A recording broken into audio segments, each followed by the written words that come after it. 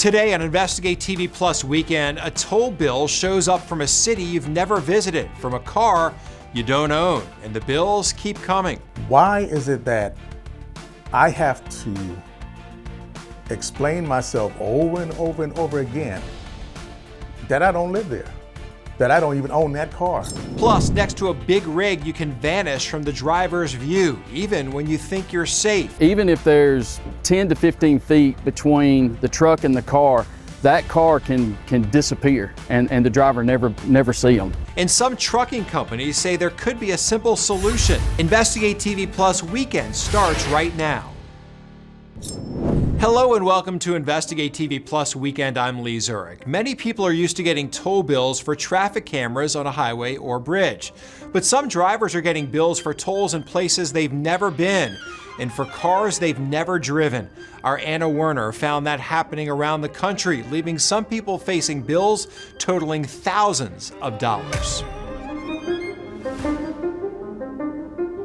Somewhere among the millions of cars traveling New York City's busy streets, traffic cameras captured a certain SUV with a South Carolina license plate, driving through toll after toll, racking up fee after fee, but never paying for any of them. That license plate links back to Charleston, South Carolina, and to this man. My name is Calvin Lawrence, and I'm a retired veteran.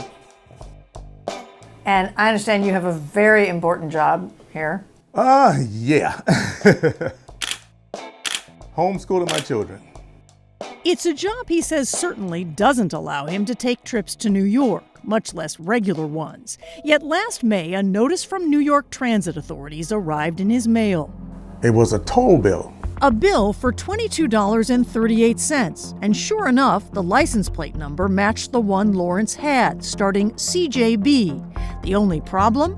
He no longer owned that plate. This document confirms he turned it into the South Carolina DMV 16 years ago. So he called that New York agency. I explained the situation. I live in South Carolina, so I don't know how it could be me. Well, they took down the information and said, oh, we'll handle it. Before you know it.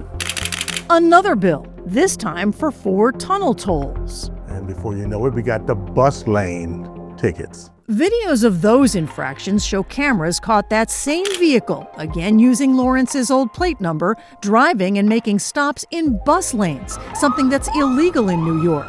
But that didn't stop this driver. Here they are again, and again, and again, cruising up the bus lane, escaping traffic, each time incurring tickets of $50 apiece that all went to the Lawrences in South Carolina. How would you describe what you see on the videos? Intentional. Calvin's wife, Nicole. And it makes me angry because it seems like you know exactly what you're doing. You know this tag does not belong to you. You know you're racking up hundreds of dollars of tickets for someone else to pay. She submitted their South Carolina documents to the agencies in New York to prove they weren't the culprits. And what happens? More letters. More letters. More letters. More bills. More violations. More violations. Including 73 congestion tolls. Tolls charged each time a vehicle enters Manhattan's central business district. We call New York again. Talk about the paper we sent. They say you have to go back to South Carolina. This is a South Carolina issue. So you're bouncing back and forth, essentially, between New York and South Carolina. Yes. And their latest bill from New York City's Department of Finance, telling them they now owed another $3,350 for parking tickets and other fees. And even now, as we sit here today, nobody has been able to solve this problem. No. If everybody sits on their hands and say, well, it's not my problem, it's another department's problem, how's anything going to get fixed? And they're not alone. We found reports around the country of people who say they got toll tickets they never should have gotten, like Joseph Jackson of Virginia, who said his plates expired back in 2023, but afterwards, someone still used the expired plate number. I don't know whose car they're on. I don't know why they're there. I don't know how they got there. but I just know that somebody's causing me money with those tags. And Mary Smith of Connecticut, who said someone used her license plate number even though the real plate was still on her classic car.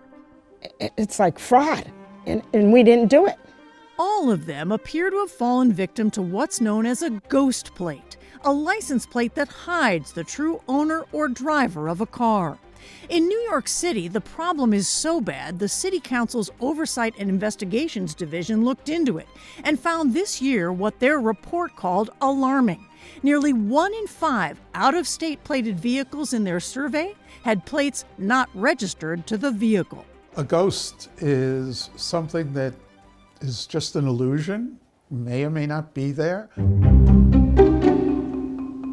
Sam Schwartz is a former New York City traffic commissioner and consultant.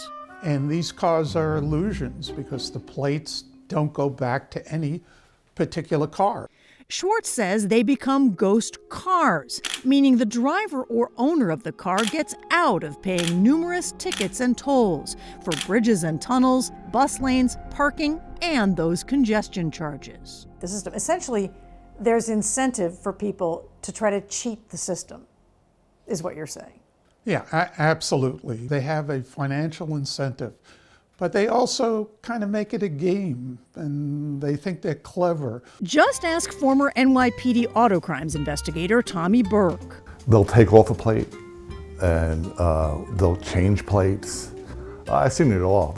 Burke showed us fake plates made by what you might call creative people. It's plastic. And this was actually Velcroed onto the guy's vehicle. Photos he's taken show plates covered in violation of state law, or even just altered with what looks like gum. Oh, I've seen them glue a leaf onto the back of the license plate so it covers some of the letters and numbers. A leaf? A leaf. They glue a leaf on the license plate. Think of an idea that you can, scam somehow. That someone not seeing your license plate, so you don't have to pay a toll or a fine, and they're doing it. They're doing it. So we went out with Burke to see for ourselves. Here, a temporary plate from Georgia on a Prius expired in September. Is that something you would stop somebody on? Oh yeah. Yeah, so this guy would get stopped if you were Oh stopped. yeah, especially, like we're in the car 10 feet away, you can't even read it. Sure enough, in some areas, out-of-state plates outnumbered New York plates, some from as far away as Florida. And then there were license plate covers that can make it impossible for cameras to read the letters and numbers. Whether the camera can see those letters is a question mark. Oh yeah, you get an angle on it, it all kind of blends together. That's the purpose of it. That kind of cover in New York is not okay. Yeah, that would be a traffic infraction. But in the Lawrences case, it was their old number. So why did a license plate number that South Carolina says is no longer even registered to them result in the Lawrences getting mailed all of those tickets? We found the answer may lie with the databases behind those cameras. Databases that the toll agencies and their contractors use to track everyone's license plates. Ian Grossman is CEO of the American Association of Motor Vehicle Administrators. When we asked him about the Lawrences case, the primary reason why they would still be getting a bill based on a plate that they surrendered years ago would likely mean that the toll facility or the toll facility's contractor is using old data. What you're saying is it's possible that the reason these people got these tickets and these bills is because somebody had old data. Absolutely. Meaning the toll agencies or their contractors might not have removed the Lawrences plate from their database, even though it was surrendered back in 2009. And it showed that they were still responsible even though they weren't. That's right, because at one point in time, they were the owner of that plate number. When we contacted those agencies, they wouldn't say exactly how it happened. Someone's not doing their job. That's all it boils down to. They're not doing their job because no tags should be attached to anyone, anywhere, when it's not theirs. But there's good news for the Lawrences. Since we reached out to agencies in both states, the tolls and fees billed to them have been dismissed. And New York's MTA says their old license plate has now been flagged in their system for the next time it runs through a toll. You might be wondering where people get some of those fake license plates. New York's investigation found temporary plates marketed online, and our team found real expired plates and novelty plates sold online as well. Keep in mind that in many states it's not illegal to own those, but putting them on your car is against the law. Don't hang out next to the truck. So if you're on the right side or the driver's side, don't hang out there. Coming up, we explain why that advice matters more than most drivers realize, and the simple safety fix that's still optional on many big rigs.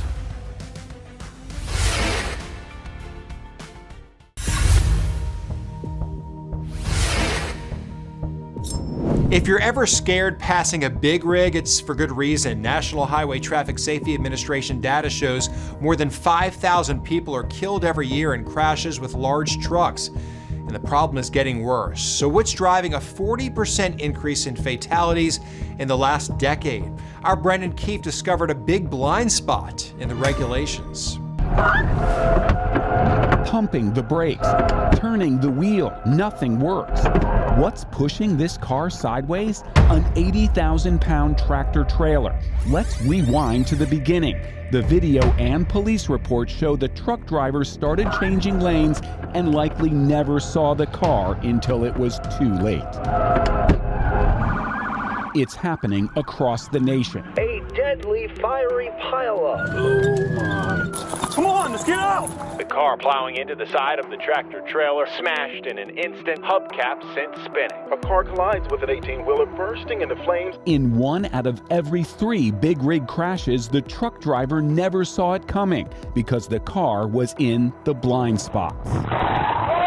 Driving next to a tractor trailer, you may not realize you could be completely hidden from the trucker's view in one of 4 major blind spots. There's even a blind spot right in front of the rig, a blind spot big enough to conceal an entire SUV. To the driver behind the wheel of a big rig, this SUV might as well be invisible.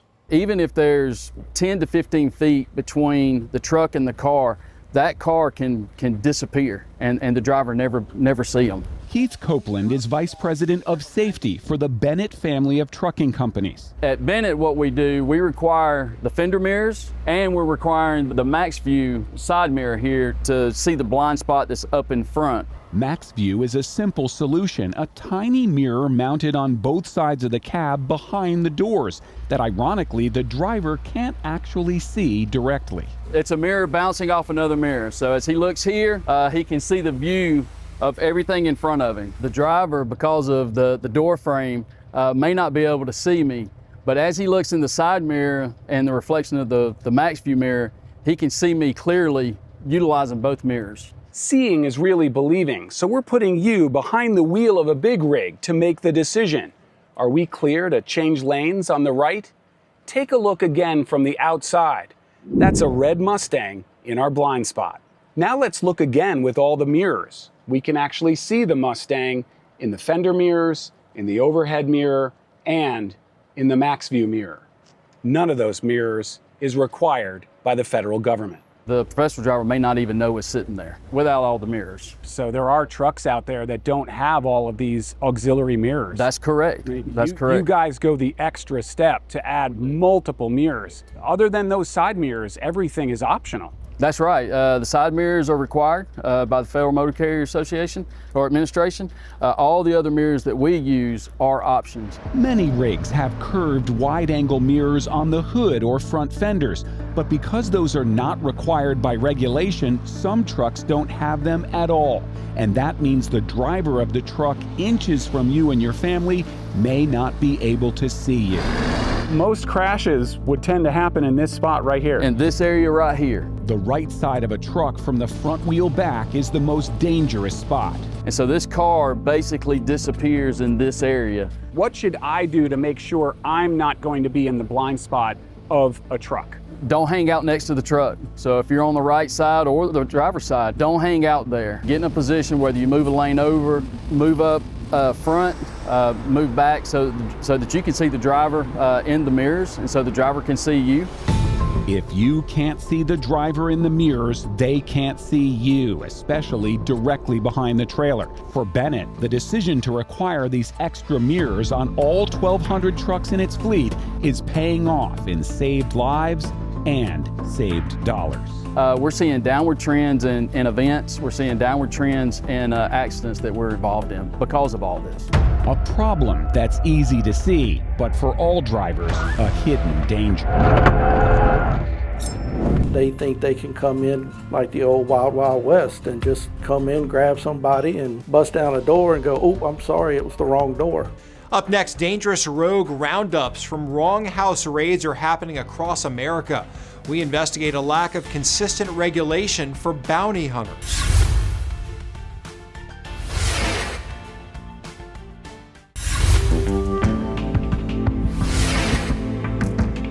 They're tasked with finding fugitives who skipped out on court while out on bond. Commonly referred to as bounty hunters, these law enforcement lookalikes oftentimes carry badges and guns. But our Chris Nakamoto uncovered these individuals often lack training, and patchy regulations can lead to rogue roundups from coast to coast. I guess the craziest story was North Louisiana. We head to the house.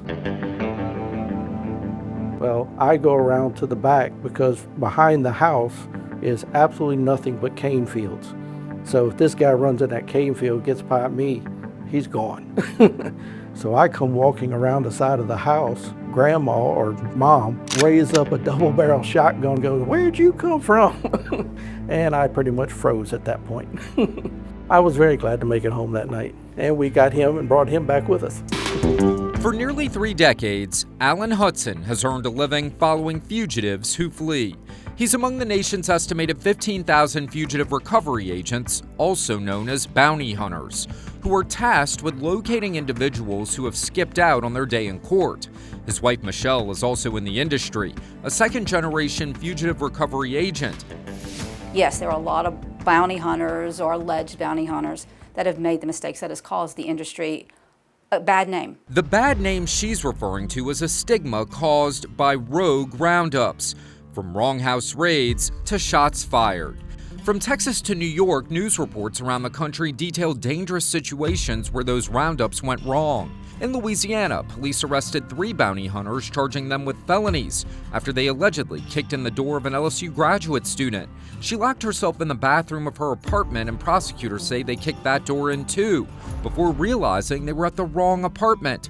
And when weapons are involved, the tension only grows. In New York, a conviction. An unlicensed bounty hunter sentenced to 2 months in prison when he went into the wrong complex armed with a long gun. They think they can come in like the old Wild Wild West and just come in, grab somebody, and bust down a door and go, "Oh, I'm sorry, it was the wrong door." Our national investigative team found many of these problems may be attributable to spotty and inconsistent regulations across the nation when it comes to bounty hunting. Illinois, Kentucky, Massachusetts, Oregon, and Wisconsin have completely or effectively outlawed the practice of commercial bail bonds and fugitive recovery. Where it is allowed, the practice isn't always regulated. We found more than a quarter of states, shown here in red, have no rules on the books specific to bounty hunting. Many agents are allowed to wear tactical gear, carry IDs that look like badges, and keep guns strapped to their side, making them often look like the police but without the same training and guardrails. We try to maintain professional standards throughout the industry. Chuck Jordan is the president of NAFRA, the National Association of Fugitive Recovery Agents. For years, he's been trying to get more uniform standards on the books. We have advocated to try to have some consistency in the regulations throughout the U.S. In recent years, his organization approached members of Congress to make changes, but his push fell on deaf ears, and no one was interested in making changes to the $2 billion industry. But as far as getting all the different states on board, it's quite difficult to get everybody on the same page. Although the number of violent encounters are slim compared to the amount of fugitives who are arrested without incident, Jordan says the failure to address problems allows those who get in trouble in some states to go elsewhere and continue working. State regulators could check with his organization before licenses are issued, but he says they don't. And we would certainly be open to that. It's estimated bounty hunters apprehend 30,000 fugitives each year. And while they work for profit, supporters say their help streamlines the criminal justice system to keep things on track. After the break, life insurance can mean fast, tax-free money when a family needs it most, but only if you set it up right. We share what to ask before you buy and the simple way many families protect the years that matter most. Our in-depth coverage continues. You can get connected to Investigate TV Plus on all social media platforms.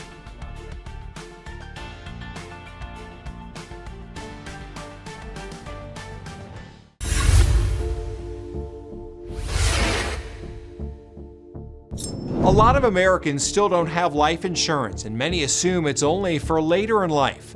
Our Rachel DePompa talks with a financial advisor about when it makes sense, the difference between term and permanent coverage, and how to shop carefully so you don't overbuy in this week's Watching Your Wallet. Many people view life insurance as something you don't need until later in life. But Gloria Garcia Cisneros, a financial advisor with Lord Murray, says life insurance is actually a tool to protect what you already have, especially if you have people depending on you financially.